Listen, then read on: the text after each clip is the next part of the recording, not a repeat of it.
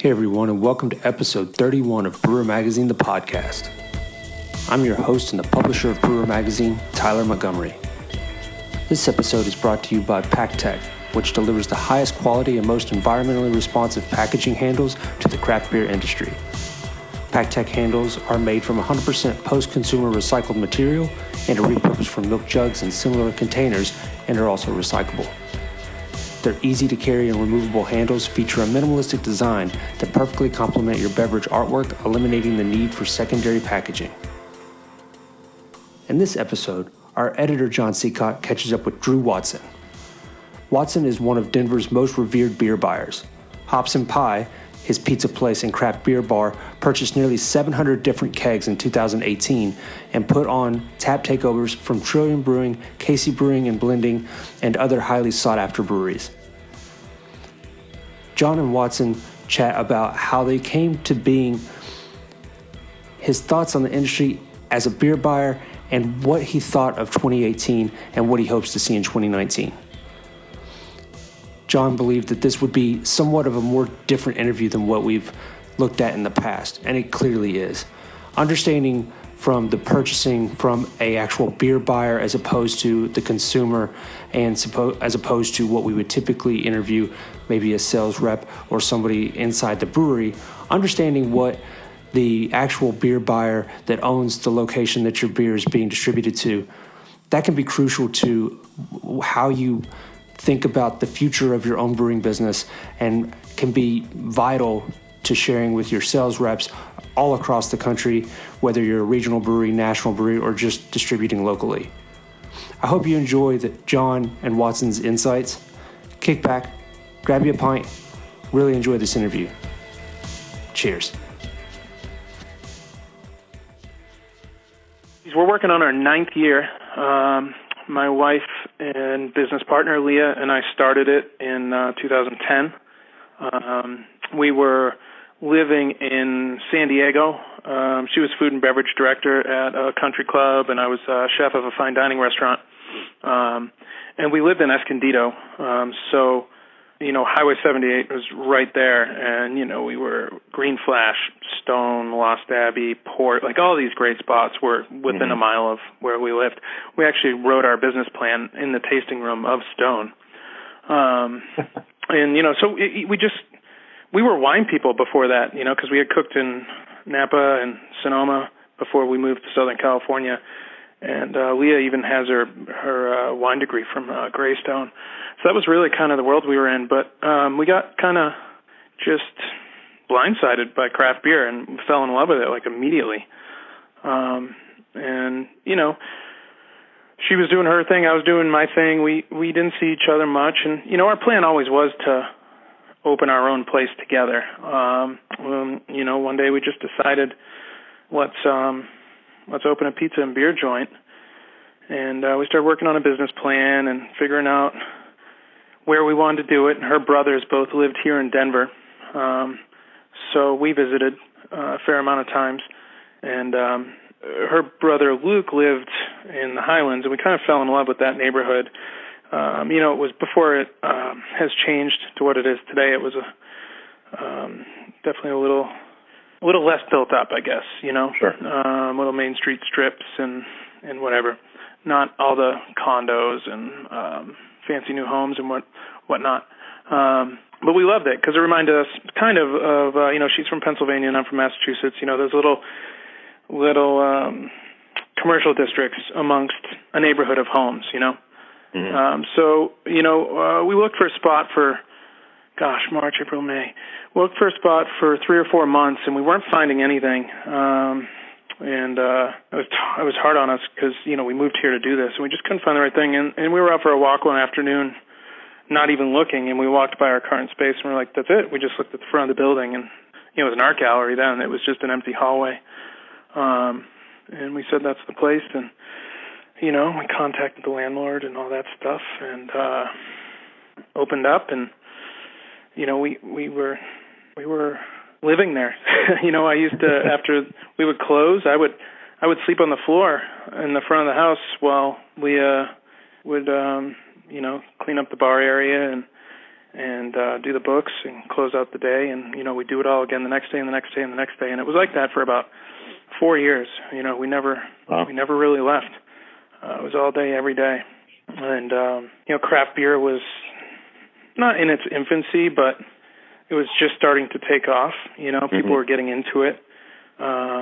In our very early days, there wasn't much for the neighborhood brewery. It was, Avery, Left Hand, Oscar Blues, bigger regional sort of breweries, and there were, and the neighborhood brewery was starting to occasionally pop up here and there, and excuse me, and that really helped, because as they came around, it helped get people into craft beer, and then they would come seeking those beers, because we would, in any brewery that opened up, we were immediately, fans. We were in there talking to them, befriending the brewers and the taproom managers and all that stuff, and, trying to build relationships. Actually, that kind of naturally, that wasn't our goal. We were there for the beer, right? And then these relationships naturally formed. Sure. And we were also serving a lot of beer from Southern California and Northern California, and really anywhere, because we were so focused on trying to get in front of people what they may not be aware of, instead of putting Dale's Pale Ale or Milk Stout or those kind of beers in front. And there's nothing wrong with those beers, but we were really trying to help or work with or serve beers that we believed in from like-minded people who would put their whole lives on the line to open a brewery, because we put our whole lives on the line to open our shop, so it was really important to us to seek out that kind of thing. Has that changed, that mentality for you guys? I mean, there's so much out there now. It's almost got to be a headache just to try to even, because there are so many like-minded people like you now, and being able to, cater to them and be able to get all these taps out here. You can only have so many taps in a facility, right? Right. And, there's definitely too many, in my opinion, though, for us. For us, we have 20 to 30 taps on any given day. And our mentality hasn't really changed. We are still constantly trying to find something that's undiscovered, or not undiscovered, but maybe not out there because our place is two different businesses, right? We're a pizza shop, neighborhood restaurant, scratch food. That's part of our business. So we have a lot of people that come in just to eat, and they're like, "Oh, nice beer list. I'll get a beer too." So we get to get these.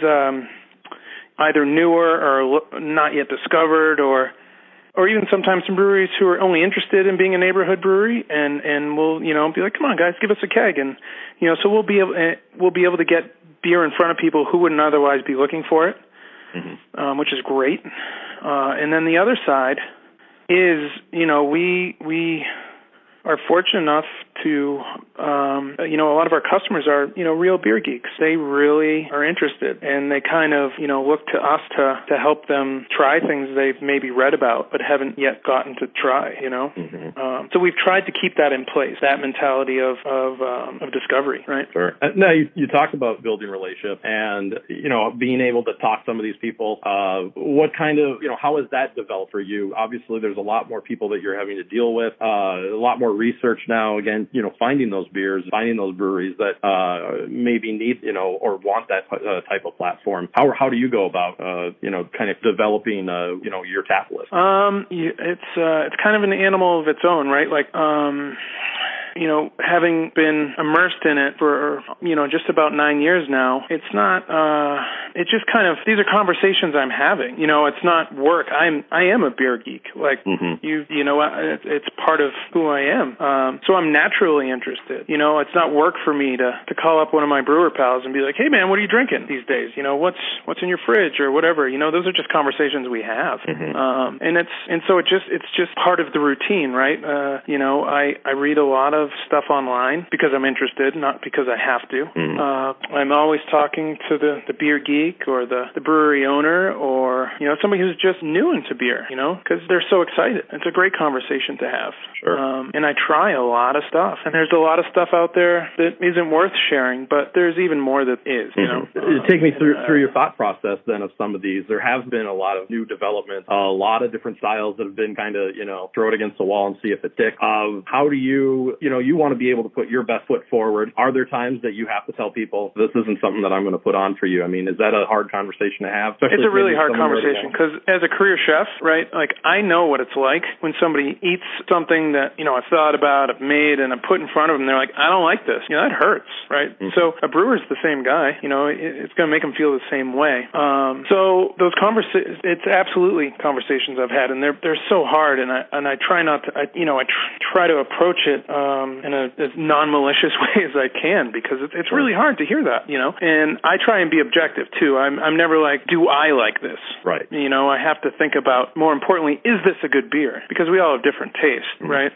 Just because you like something, you're like, hey, Drew, you got to try this, and I try it, and I'm like, man, I don't like this. I still have to be objective as a beer buyer, but do other people like it? And that's easy to forget sometimes, and I constantly have to remind myself of that. Well, and you have to also think, will it sell? I mean, if something can sell once, but can it sell 2 or 3 times to the same person, and will they come back to try that maybe in the next few days after that? That has to be something that weighs on your mind as well. I mean, or how much of it is a sixth or a half, or how many times you're going to be able to rotate that. In our system is unique. I keep most of our drafts at sixthel for the reason of being able to change. Right, our half barrels are typically our static beers. Beer starts, slow pour, Pilsner. That's always on. That's always a half barrel. Juicy Banger, always on. That's a half barrel. Superpower is on most of the time. Great beer, half barrel. So I keep my static lines at half barrel, and then the other 16 or so are going to be sixtels, and just always going to be something different, trying to find something new. And it doesn't mean they won't repeat from time to time, but I may, if I'm hearing from the regular crowd that, hey, we loved this beer, all right, then I'll grab a half barrel of it, put that on, maybe keep it on for a few weeks. Sure. But seldom is it my motive to find something that I can keep on, because that's just, since day one, it's never been a part of our plan. And I used to get a lot of pushback from a lot of breweries because of that. This is never going to work. This is a terrible idea. Why would you do that? And I remember these conversations because I was, working all day, every day, and I'm getting this feedback from people who I believe in, I want to support, and they're telling me, a terrible idea. Rotating is never gonna be a thing. And now it's more of a thing than 30 static lines. Sure. Was there stuff that surprised you from 2018, maybe going in, that you didn't think was going to be a thing and has become a thing, or hopefully a thing that maybe will go away in your mind? Always, always. There's beers that surprise me because maybe I like them. There's beers that surprise me because maybe I don't like them and I don't think they're a good beer, and people love them. There's styles that shock me. And there's stuff you can see that like a style. We'll take brewed IPA just as an example because it was one of those styles that has come and gone.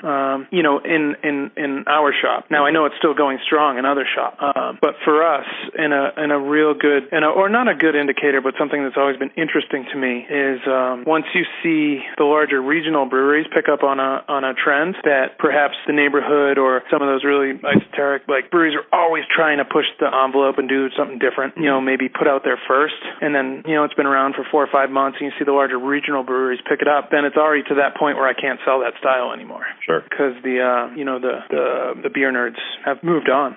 So yeah, there was the milkshake craze over the summer that came and went. The brute craze, the hazy craze, which people thought would be a flash in a pan, but it's still growing strong. As all the larger regional breweries have picked up on it now. But I'm still pouring quite a bit of it, and pretty quick as well. Sure. And IPA in general, as an overall style, has just been king for seemingly a decade now, maybe a little less. Yeah, absolutely. Has it lost momentum? But looking at numbers, no. Is it going to keep going up? Stay the same? I think it will, because how could I say otherwise, right? Because it has never lost momentum in my time. Now it has changed. The face of it has changed. We've gone from a malty with a light hop profile in the early days, right, to West Coast style, which is really chewy and green with lighter malts, to fruit bombs, to hazy. It's always there, but it's always changing. And you have your your standards, right? Modus is still there doing its thing. That beer's been around, I think, about 10 years now, right? Yeah. Two Hearted from Bell's, that's another one that's, it's just not going anywhere. Lagunitas, there's some that just, they have their supporters and they're never going to waver, which is great. And those folks who are drinking those still get on board with the newer, whatever the new IPA trend is. Over the years, I remember about 2013, 14, barrel-aged beers. All anybody wanted, like 10% barrel-aged beers. The keg would kick in one day. And that kind of, intruded on IPA for a bit. Sours intruded on IPA for a bit. But it always, they always fade and IPA is still there. Yep. Still doing its thing. Just pretty cool, Yeah. Well, I mean, deep down, I'm a hophead. That's what got sure. me into it. Mm-hmm. And a lot of people. I wrote our business plan at Stone. They were one of the pioneers of ridiculously hoppy beer. Right. Well, let's look a little bit about one thing that a lot of breweries like do to kind of introduce themselves either to a market or maybe just a smaller brewery that wants to make a splash. Do you guys do a lot with tap takeovers, and how do you set them up? How do you deal with maybe the brewery that it wants to do this? What's some insights that you give to them, especially if it's maybe their first rodeo? Gosh, it really depends on a lot of variables, right? Am I doing a style takeover? Am I doing IPA fest or sour fest or we have one this weekend with OG Wales, the original beers that you waited in line for 10 years ago that kind of started this whole thing? Or is it a brewery specific? And for me to do a brewery specific personally, it's gotta have a splash, either a specific beer that people wait in line for, or a brewery that's out of market that people otherwise cannot get. So that's kind of my criteria. You got to have a splash, a splash either way. If it's a style-oriented festival, it's going to be all sour beers that you otherwise can't get your hands on, or that are only, or if it's an IPA one, same deal. I'm going to really work the Rolodex on that. Call everybody I know to try and get. Maybe they were only pouring this in their tap room, or maybe in some of these cases for style-specific festivals, we'll do 4 or 5 collaborations with different breweries that we're very friendly with and whom we really believe in their skill set. So it's really going to, just to put 5 beers on from somebody that you can buy any of those beers, what's the point? Why would you do that? Yeah. You had mentioned. But in the same breath, if one of my brewery pals comes to me, he's like, hey man, we're trying to get this beer out there. You mind pouring it for me? I say, absolutely. I'd love to. We'll keep it on for a month, because when I call him and I'm like, hey, that beer that you only have 2 kegs of? Really love one. And they say, okay, you gotta support your pals. Sure. You talked about, bringing in a brewery that maybe isn't in the area normally. Is there anything to work through distribution law-wise? How is that absolutely one-off? What do you have to do on your end to be able to make that happen? I'll call my friends that I've worked with at possibly, Crooked Stave has their own distribution company. They like to do a lot with, small local breweries, or True Brewing also has a distro license, and they do a lot of that kind of thing. Elite Distribution will do that kind of thing, but it is a process, and, because I've been doing it long enough that, the guys in charge now used to be my street rep like 8 or 9 years ago. So I can call them and be like, hey, I'm going to reach out to this brewery. If they're on board, would you be willing to, go through the paperwork and whatnot to be able to legally bring them into state? And sometimes they say yes, sometimes they say no. And, but over the years, we've been able to do some really, really great stuff because of that. Sure. Any success stories, things that you've been really proud of being able to do and came off very successfully? Sure, absolutely. Let's see, this past year, we were able to bring in 10 kegs from Trillium Brewing out of Boston. Earlier this year, or later last year, I guess it was November or October, something like that, we were able to bring in 10 kegs from Trillium Brewing. That was a lot of different relationships working out there. Their executive chef is an old friend of mine because I'm originally from Massachusetts, and so I reached out to him. He reached out to his bosses. Then we reached out to a local distribution company, and everything fell into place, and we were able to do that. And it's similar things to that over the years that we've been able to do. Let's look ahead to 2019 here. Are there things changing already? Obviously, we can't predict future, but are there things that you see, things that you're trying, things maybe you've talked to some people in the industry industry that they're working on that you're really excited for? People ask me questions like that a lot, and that's an impossible question for me to answer, kind of. It's more just like really paying attention, like what's happening right now. Who's making what's being poured where, what are people talking about on various blogs or online communities, and this is always a slow time of year for beer, just generally speaking, because February's stout month, and, dark beers, and it's just, they're kind of regrouping after the holidays, right? Yeah. Getting ready for the spring when beer just goes crazy. It doesn't mean there's not great stuff going on, but I definitely don't have a crystal ball. I wish I did, but I just pay attention. I just pay attention to what people are saying, and what I read, and when I'm out visiting breweries and other beer bars, what I see. I really listen to people when I'm talking to them. I'm never able to answer that question. I wish I could. I could make something up. Tell you I have this great process, but it's really just paying attention.